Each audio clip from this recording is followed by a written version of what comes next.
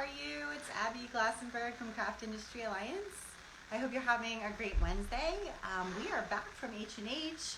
We are fully recovered. We have followed up with everybody who we met, and we had a great time. And now we are sort of focused on the next phase, which is both planning for next year's event and also enjoying all of our members and all of the member programming that we have going on virtually, which is primarily what we do. So I'm very excited.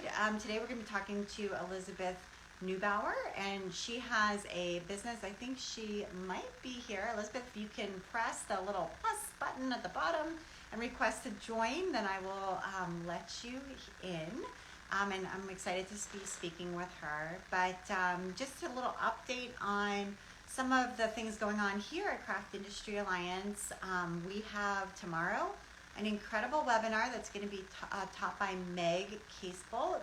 And Meg is an expert on SEO, search engine optimization. Her site is called Love It First Search. And so she's going to be teaching us all about SEO.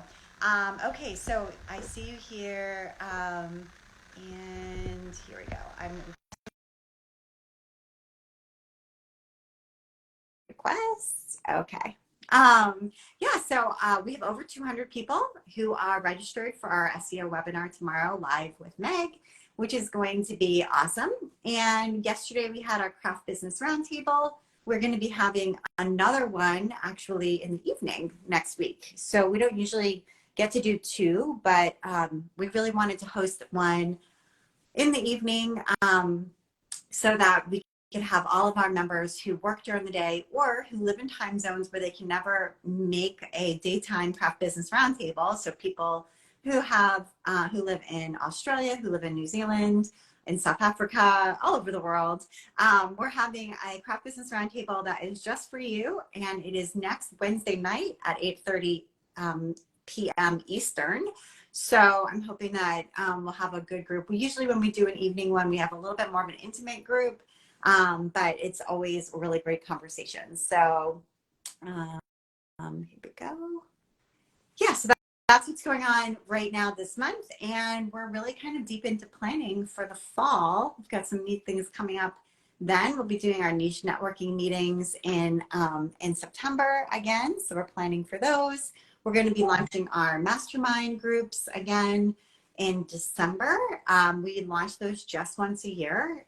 So if you are interested in being in a mastermind group, then make sure you are on board as a member before December, because that's when we open up the registration for those. And our mastermind groups begin in January. So it's kind of a great time to start something brand new.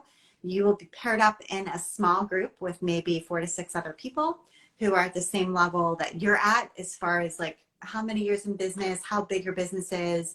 We try to pair people with people who are peers but not competitors.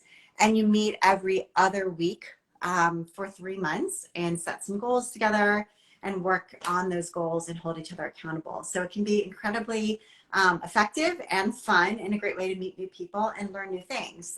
So that's our mastermind group program, and it will begin in January. Signups open in early December. So if that's of interest to you. Okay, I'm trying to let Susan in. I've tried, but it is not working. Not sure why. We'll give it one more go here and see if I can get it to go work. Instagram's been a little weird. Are you all on Threads? We are on Threads. And that's been kind of interesting and fun. We had deleted our Twitter account a little while ago. So there we go. There you go. Hey, how are you? A little discombobulated. Oh, that's fine. For a lot of people that I do these with, it's their first time doing an Instagram live. So, but it's always fun to sort of try something new. So really glad that you're here. How are you? Good. I'm happy to be here. Hi, everybody. Good. So tell us a little bit about your business, your creative journey, kind of what it is that you're doing now. I am half of Obstreperous Ostrich. I might be the obstreperous part. I don't know. But my friend is the artist. You can see her work here. And we actually work together, have been working together at a different job for about 20 years. And one day she brings in this beautiful jewelry she's made. And she shows it to people, and everyone has bought. I think she sold like 20 pieces that day. Right. And I was kind of looking for a side hustle, kind of something to keep my mind occupied. And I was walking to her office as she was walking to my office, both with the same thing in mind. Let's go into business together, which is crazy because it's the last thing I ever thought I'd be doing. But it's worked out really well. This is our 4th year in business. Yeah, which is astounding, seeing as we don't know how to do business. We're not business people. Okay. We do everything wrong, but it seems to work for us. That's great. So tell us a little bit about her jewelry. Tell us her name, about her jewelry, the materials that she uses, like the style that she Absolutely. uses, and yeah. I am one of our biggest fans, and I have some pieces that I've picked that you can't see on our website. So we do keychains. She does keychains. They're all acrylic, hand painted, and bookmarks. The bookmarks have been especially fun. That's such a pretty gift. Right. And one of the things that really drew me to Cindy's work to begin with was that she gets these tiny, tiny, tiny little paintings. You know, there's a landscape or there's a galaxy. This is one of my favorite pieces. How does she get the entire galaxy in that little teeny tiny, in that little tiny thing? Well, as you can see back here, this is where she starts. Okay. Her original passion was pour painting. And I don't know how many of you are out there doing it, but more power to you, sisters, because we get a lot of flack for being crafty and not arty. And if anyone needs a snappy comeback, mine is, oh, really? Would you say, oh, now I can't remember his name. Would you say that about, maybe Jasper Johns or something like that? Not Jasper Johns, but the other one. Okay. Anyway. Somebody who's like super abstract and kind of just like throws paint right. And right. He was the one that first did that. Oh, I'm so embarrassed. I'm an art history major. I should know this. Anyway. It'll come to you. Yeah. So just brush it off. Right. It's a beautiful technique. It is. Pour painters make some really gorgeous things. It isn't just splattering paint. You know, there's a little magic something that happens. And I don't know how she does it. It's very cool. So she does acrylic pour painting. Okay. But a lot of times you wouldn't notice by looking at the jewelry. So she was looking through blogs, and she has her favorite people she likes to follow. And one of them suggested, why don't you do jewelry? So that's how she started doing the jewelry with the leftovers from the pours. Okay. So are they actually cut out of like the canvas that the pours were, the bigger one? I'm sure you all, well, maybe for those not familiar with the technique, you just set your canvas up. And then you literally just pour paint on it. And there's an extender that makes the colors mix. I'm not exactly 100%. I've seen her do it. And I know Floetrol is the thing I have to buy for her because it always shows up on the business expense. I know what that is. And so she pours everything. She does, like, at one point, she poured icing on cookies. She did pour paintings on cookies. Oh, that's a good idea. Right. She's done furniture, she's done paintings, she's done coasters, she does all kinds of things. And but so the thing she made like miniature ones for the jewelry, or is she cutting up a big one? What she does is she takes the leftovers, the pours that are off the canvas. So you set the canvas up on a support of some sort, and then she puts wax paper underneath it. And then she has like all these other pour paintings that go along with it that are not on the canvas. They just fall onto the wax. And so what she does is she'll take the cabochon, like she'll take, like, I love our bobby pins. She's been making bobby pins. Oh, wow. So she'll take the round circle from the bobby pin, and she'll find something that makes a painting to her, a tiny little painting. Right. Then she'll put the glass cabochon on it. And I don't know how she sticks it together. I don't know what kind of glue she uses. But whatever it is really super strong, because this I've had for 3 years. I've worn it in the shower. I've gardened with it. I've done construction work. Whatever it is, holds tight. So that's great. Super cool. So she's basically able to do kind of two things at once. She's making her pour paintings, and then she's using the kind of leftover, the parts that sort of don't make it onto the final painting, and repurposing that as jewelry.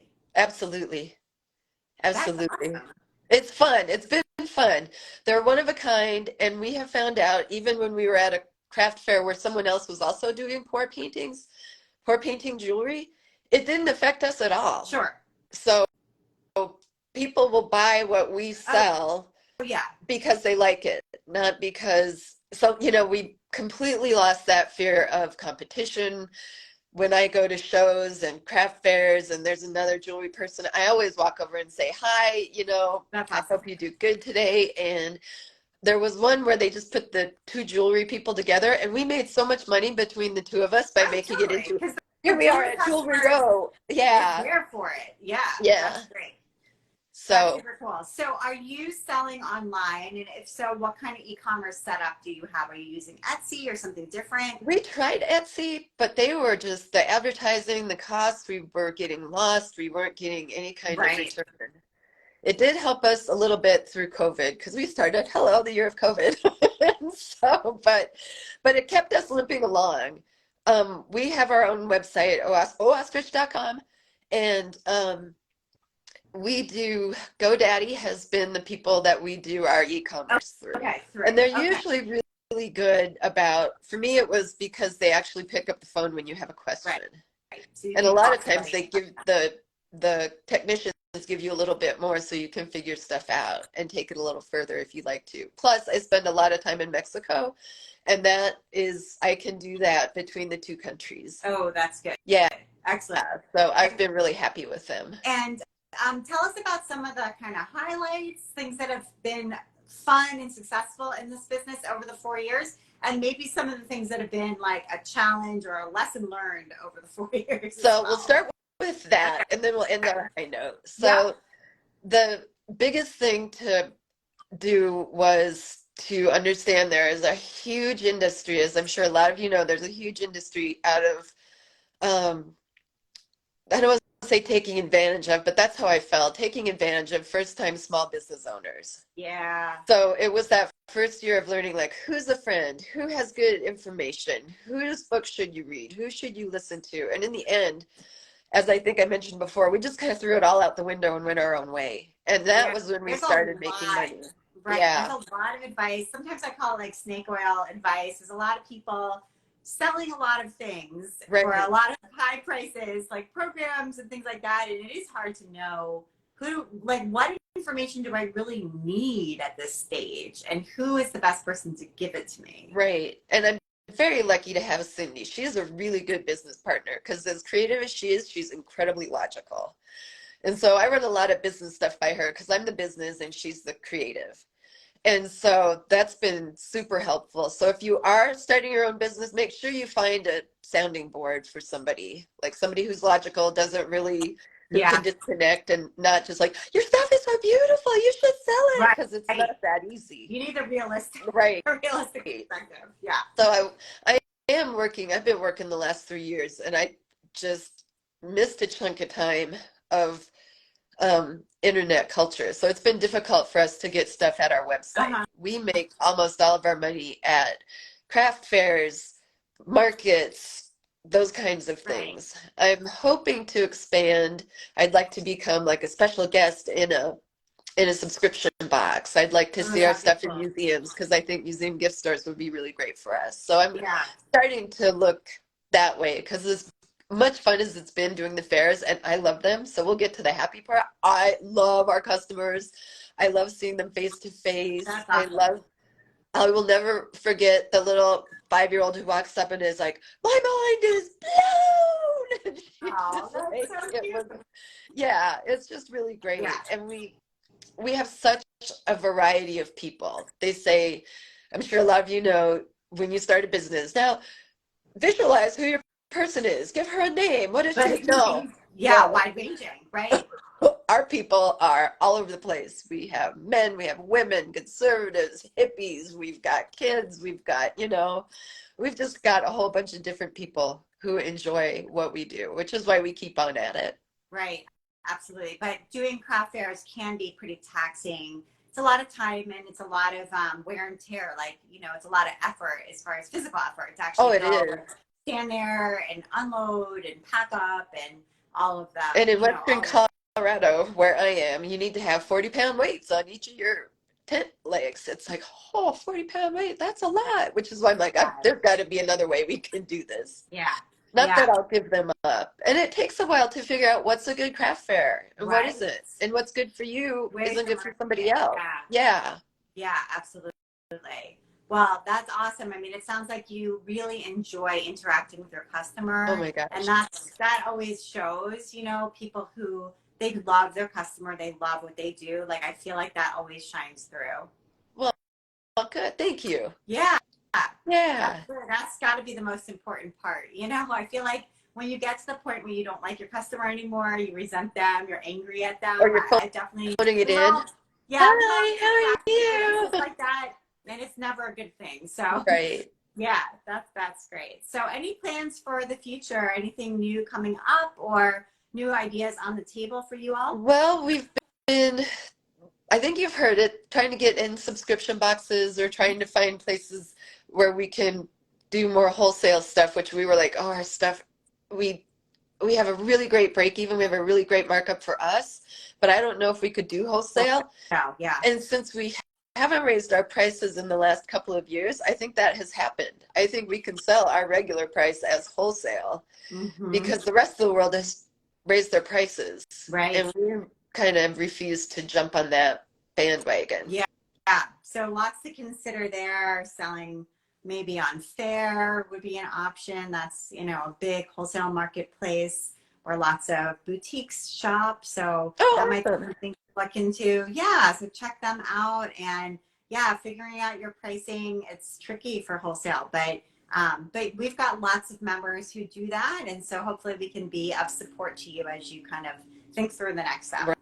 Right. Well, listen up because I'll be asking questions. Sounds Not good. now, but I have Well, some. that's definitely what we want. Well, this has been awesome. Thank you so much for telling us about this business. And I feel like it's a unique situation to have one business partner be the artist and one business partner really be the person who's sort of behind the scenes running things. And I think that could be really interesting idea for people out there who are like, but I just want to make things, or I just want to run a business and I don't feel like I want to be the creative force who's making the things, but there's a way in for both types of person. It's worked out really well for us because a lot of artists, you want to make stuff.